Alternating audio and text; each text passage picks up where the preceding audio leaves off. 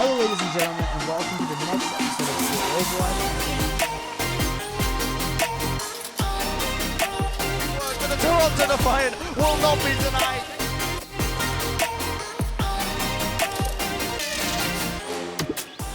Hello, ladies and gentlemen, and welcome to another episode of CA Esports. One of your hosts, Spencer, with me is Chris. Today we have a very interesting episode for you guys today because we're going to talk about the possibility of the Toronto Defiant making it into the play-ins, right? Obviously, that was the goal of this team at the beginning of the year, and now that we have a better understanding of what that play-in structure is going to look like and how feasible it actually is for the Toronto Defiant, we kind of wanted to come on here and give our thoughts because on one hand, it should be easy.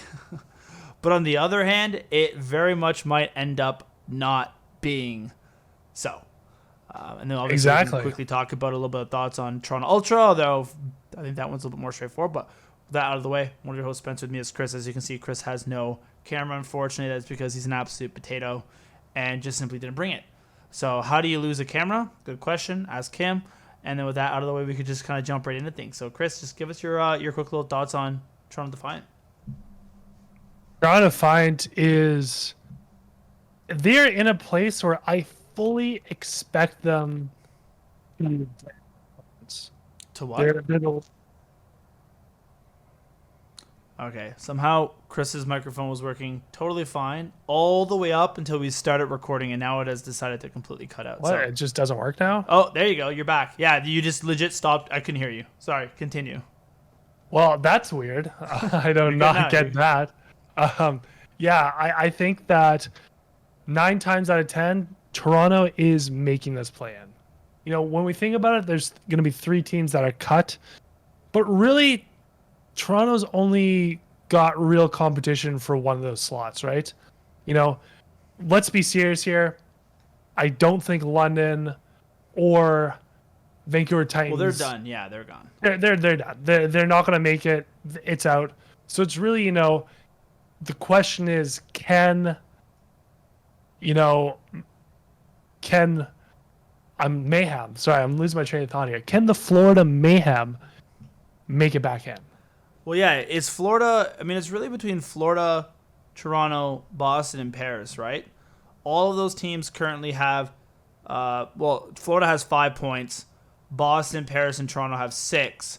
And then between Toronto, Paris, and Boston, obviously at that point it goes to map differential, in which Boston's in 7th, Paris is in 8th, Toronto's in 9th. And the reason that I think that this should be a given is because going into the year, I frankly would have thought that it would have been unacceptable for a team like Paris to end up being better and finishing higher than a team like Toronto Defiant, right? With the talent and the caliber of players that Toronto put in, with the budget that they had and the coaching staff that they put forward, this frankly shouldn't be a conversation. If you had told me that the top 9 would go through, I'd be like, great. Paris, London, and Vancouver are going to fight over who gets to finish 10th. And even though I was pretty high on Paris going into the year, I know a lot of people said London could be this team to upset everybody, I actually had the hot take that thought Paris had the higher ceiling, which proves to be right. I would have never suggested that they had a higher ceiling than the Florida Mayhem, the Boston Uprising, or the Toronto Defiant. So obviously good on Paris. But at the same time, if Toronto does end up not making it, I would consider this to be an absolute failure.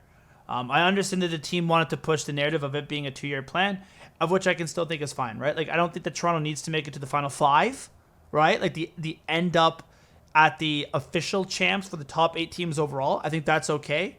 But to get top 9 in North America should have been a given, to be completely honest. And they're still in a really good position. Like, I know it comes across like from that initial thing that I'm negative. I'm not, because they do play both London and Paris this upcoming week. So your biggest competition, I mean, one of the things you're most concerned about right there is Paris. All you have to do is beat them. If you can beat Paris head-to-head, that sets you up in an incredible position. Obviously, the risk involved being if you lose that game, you're in a really tough position. So that's going to be an absolute massive game. If you're a Toronto Defiant fan, week 2 versus Paris is going to be a marquee matchup. And I know Paris had a really, really good stage. I still believe that Toronto's the better team. I know Paris looked really, really good when they played LA Gladiators, but on paper and from what we saw when they played in week 2 or stage 2, I believe, Toronto's the better team, and they should come out on top. And I know they've been really rocky this year, but at the end of the day, I think when push comes to shove, they're going to get that victory. They should be able to beat London as well. That's 2 guaranteed wins. The question then becomes, can they beat a team like San Francisco Shock? Can they beat a team like the Washington Justice? Obviously, I'm not very confident with that. Washington, maybe you catch them on an off week. because Washington at one point has looked like the best team in the game, and at the other point, they're getting smoked by Paris and whatnot. So who knows? But this is a very, very massive stage if you're a Toronto Defiant fan, and the plans are very achievable.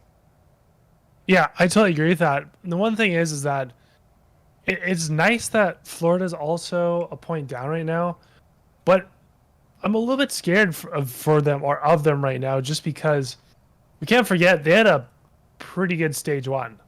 Like they're being team. They beat freaking the Justice. I think they beat San Francisco Shock as well. Yeah. Actually, I don't think so. I was wrong about that. Regardless, but they had some good wins, and they played pretty damn well going obviously to the finals. But and the good thing about Florida is they have like a relatively tough schedule too.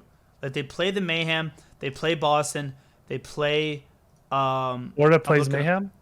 Sorry, they play Boston, they play Los Angeles, they play Houston, and they play Atlanta. That's what I meant. Rain, yeah. So those are actually three pretty really tough schedule, teams, yeah. and the other one's Boston, who could easily win that. And then obviously, if Boston doesn't, that means that Boston gets another loss in the record. So at this point in time, if you said, Spencer, do you think Toronto's going to make it? I would say yes. 9 out of 10. Because Florida would have to win 3 of those games. Like if Toronto wins 2, Florida would have to win 3 in a really good map differential. And if Toronto wins only 1, like let's say they could only beat London, that means Florida would have to win 3 of those, or 2 of those games, which is still beating Boston and then still beating one of those 3 teams I think are above them at this point in time. So on top of the fact that they are, again, -8 map differential below us, so they would have to win 2, maybe 3 to get that map differential up. So Toronto's in a really, really good position, I think, to set themselves ahead of both Paris as well as Florida. The question is, can they do it? It's closer than I would have thought. If you had told me top 9, I would have said there's no way Toronto misses out. Obviously, that's no longer the case, especially since Florida is that team in 10th. But the way that the schedule has set up and the fact that Florida really, really struggled that previous stage now lends itself to the point where Toronto should go in. Given their schedule, given the teams that they play, given the teams that Florida plays, that is the most likely scenario. So if you are a Toronto fan, at least you have that optimistic viewpoint. I'm just really, really concerned that somehow Toronto's going to just cave in this stage, lose all 4 games, and it's going to be an absolute shit show. It shouldn't happen. You just never know. Yeah, and I mean, just to add to that too, I'm not quite sure how this hero pool is going to play into this, because we know that Nice likes to play Echo. From what we see in Spire, graded Ash, Asun J. I think he plays a lot of Lucio. We're taking out lots of the heroes that I'd say, or I'd think that our team's the most comfortable on. Sigma, I don't think we play a lot of that, but yeah, I was gonna say, I mean, you would assume it would be either like the Reinhardt Diva or Monkey Diva that tends to be, I think, what this would gravitate towards. I do wonder, especially somber dive compositions that I could see being very prevalent. I do wonder if you're going to see Aztec and Aztec and Lastro play. Because Lucio's banned, you'll most likely see Brigitte. But I wonder if there's a possibility where you go back to a Bap Zen or something like that. In which case it does, I think, lend itself a little bit more to the double flex support meta. It's always a possibility. They move a Bap Ana, for instance. And in that case, that could be a sneaky way that Toronto might be able to pull out some wins, because we do have 2 really, really good flex supports, even though we haven't seen Aztec at all.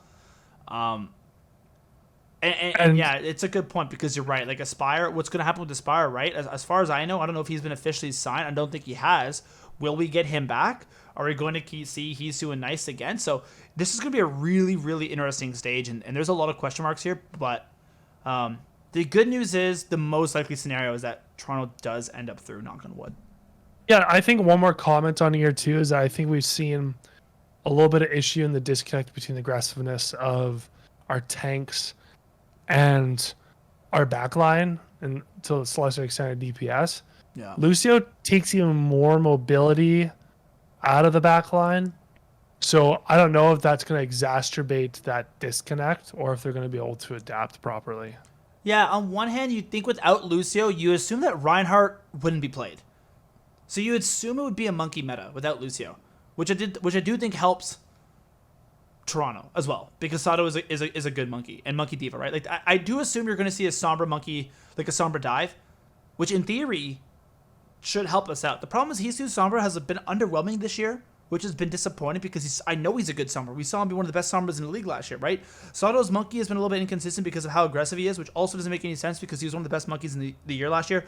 I'm hoping that this additional break, the fact that they were able to kind of stick together in stage 3 after having that like wonky end of stage 2 with that COVID situation, I'm hoping that we finally see the Toronto Defiant that we were not promised, but that we were hoping to see, right? That KDG can finally get this team on the same page.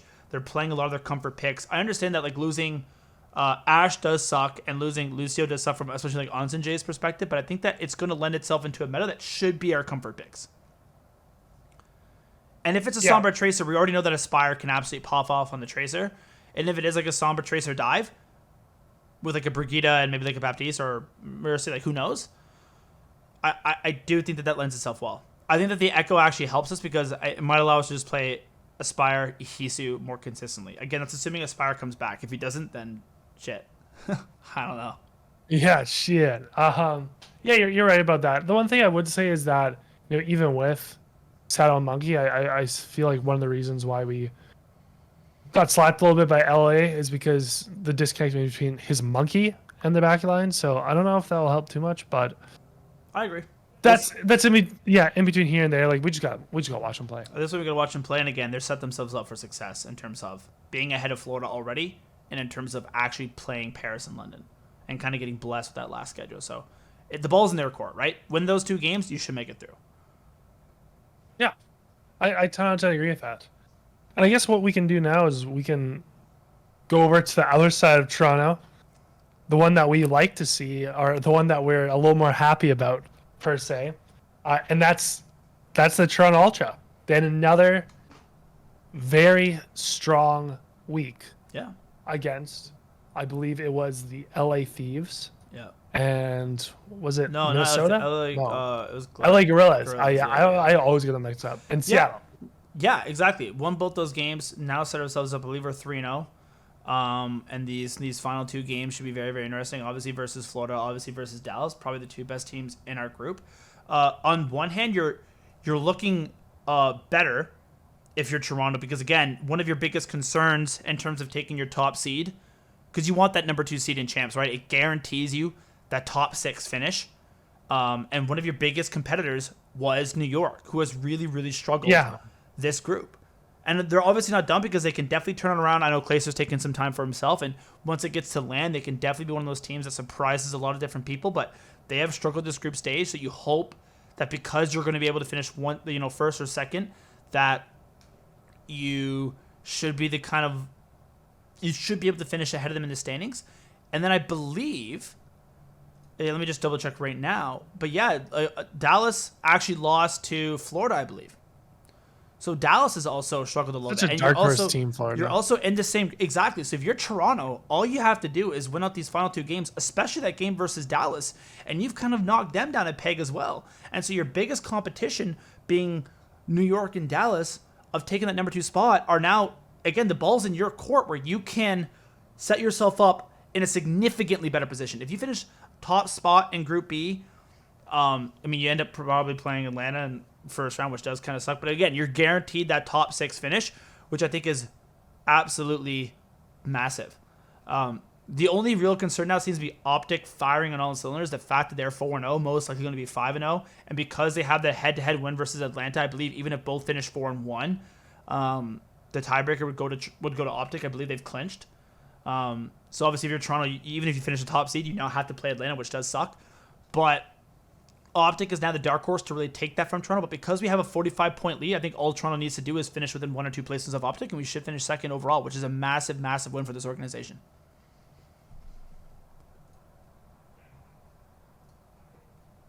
Nice, Chris. Nice. Good insight. Good comebacks. I don't know if you're talking, but I can't hear you. So you're either just so mesmerized by my opinions, or you're once again experiencing technical difficulties. Either way, I think what I said stands.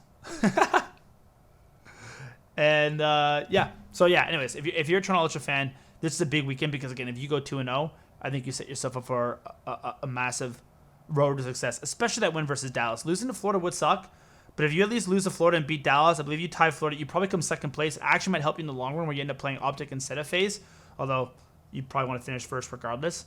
But Hello. yeah, there you go, Chris. You're back. And then you're gone again. Okay, I don't know what's happening. Either way, we can just wrap this up. These next 2 games are going to be big, especially that game versus Dallas. If you beat Dallas, you ensure that you finish ahead of them, and it also would ensure that Dallas finishes 3rd in their group instead of top 2, which again is a big deal, especially again depending on how Minnesota does. Dallas could potentially fall out of even winners bracket. So a lot of different storylines to watch this weekend. If you're a Toronto fan, this weekend, next week, and the weekend after that, these next 3 weeks are very, very exciting times. And with that sort of out of the way, I don't have anything else to add. And Chris, any closing words? Okay. Yeah, my digital converter from my mic to my computer just literally just is going on and off at an amazing pace. So I don't know what's wrong with that thing. Don't buy Complete Audio 1, folks. Yeah, clearly. It kind of sucks. Yeah, sorry. What was I going to say? Yeah, just I guess a couple closing thoughts for me here as well. I think Toronto has played some really, really good games in the past couple of weeks. I agree. I think that they are kind of almost, from my sense, leaning back towards that, 2-3-5 sort of team. We've seen them play really well in those sides, and also struggle just a little bit in hardpoint. I mean, against a little bit. I trust Dallas's hardpoint a little bit more at this point than Toronto's. I'm very confident for the rest of it. So I think what I'm going to be really looking out for is us and our ability to maybe steal one hardpoint or in map 1 or map 4. Yeah. I think that'll be key as well. Again, I just have confidence in this team. I just think that we're a better team, and even if we've shown a little bit of weaknesses here or there at hardpoint, like I have no doubt that we can figure it out and beat any team in the world. My guess in hardpoint or search or control. My guess isn't the fact I don't think they're just bad at hardpoint. My guess is they probably just practiced control and S&D a little bit more in between the break of the stage 4 and 5. That's probably what it is. We'll see. I agree. It could definitely be that as well. It could also be the teams that they played have maybe just hit the right maps or not playing the proper map. I don't know. Who knows? But again, it's a really good weekend for Toronto. I think they've been playing some amazing Call of Duty. They've been playing some amazing Call of Duty since Stage 2, since Insight came in. Cammy was obviously nominated for the MVP, deservedly so, in my opinion. So a very, very exciting time if you're a Toronto fan, and it's a great weekend of Call of Duty ahead of us. So with that out of the way, thank you guys so much for watching. Chris, any final closing words here before we wrap this up? Thank you again, Chris. Always appreciate your insight. As always, guys, thank you. Enjoy.